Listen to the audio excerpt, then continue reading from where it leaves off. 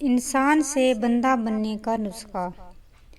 میں گھر میں ہونے والی ایک تلخی پر ناخوش ہو کر گھر سے نکل کر روڈ پر چلا جا رہا تھا کہ پڑوس میں رہنے والے بابا جی نے روک کر پوچھا، بیٹا اداس لگ رہے ہو، خیریت تو ہے؟ بابا جی کی بات سن کر میں نے اپنی شکایتوں کا دفتر کھول دیا۔ بابا جی زیر لب مسکرائے اور زمین سے چھوٹی سی ٹہنی لی اور فرش پر رگڑ کر اس کی چوب بنا کر بولے، بھولے بادشاہ، آ میں تجھے انسان کو بندہ بنانے کا نسخہ بتاتا ہوں۔ اپنی خواہشوں کو کبھی اپنے قدموں سے آگے نہ نکلنے دو۔ جو مل گیا اس پر شکر کرو، جو چھن گیا اس پر افسوس نہ کرو، جو مانگ لے اس کو دو، جو بھول جائے اسے بھول جاؤ۔ دنیا میں بے سامان آئے تھے، بے سامان واپس جاؤ گے۔ سامان جمع نہ کرو، ہجوم سے پرہیز کرو۔ جسے خدا ڈھیل دے رہا ہو اس کا کبھی احتساب نہ کرو۔ بلا ضرورت سچ فساد ہوتا ہے۔ کوئی پوچھے تو سچ بولو، نہ پوچھے تو چپ رہو۔ لوگ لذت ہوتے ہیں اور دنیا کی تمام لذتوں کا انجام برا ہوتا ہے۔ زندگی میں جب خوشی اور سکون کم ہو جائے تو سیر پر نکل جاؤ۔ تمہیں راستے میں سکون بھی ملے گا اور خوشی بھی۔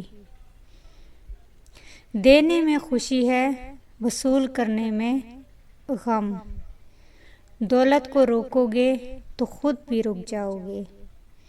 چوروں میں رہو گے تو چور ہو جاؤ گے۔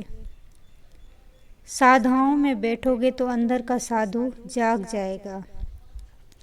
اللہ راضی رہے گا تو جگ راضی رہے گا۔ وہ ناراض ہوگا تو نعمتوں سے خوشبو اڑ جائے گی۔ تم جب عزیزوں، رشتہ داروں، اولاد اور دوستوں سے چڑھنے لگو تو جان لو اللہ تم سے ناراض ہے، اور تم جب اپنے دل میں دشمنوں کے لیے رحم محسوس کرنے لگو تو سمجھ لو تمہارا خالق تم سے راضی ہے۔ ہجرت کرنے والا کبھی گھاٹے میں نہیں رہتا۔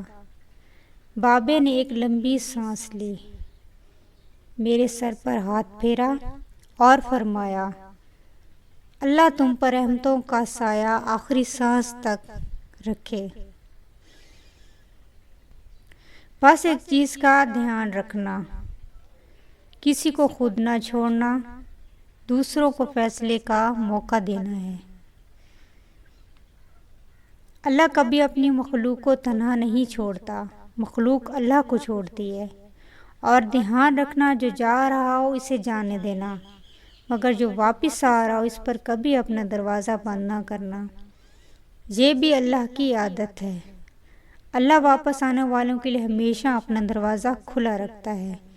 تم یہ کرتے رہنا، تمہارے دروازے پر میلہ لگا رہے گا۔ میرے قدموں کا رخ خود بخود گھر کی طرف ہو گیا، کیونکہ مجھے انسان سے بندہ بننے کا نسخہ کیمیا مل گیا تھا۔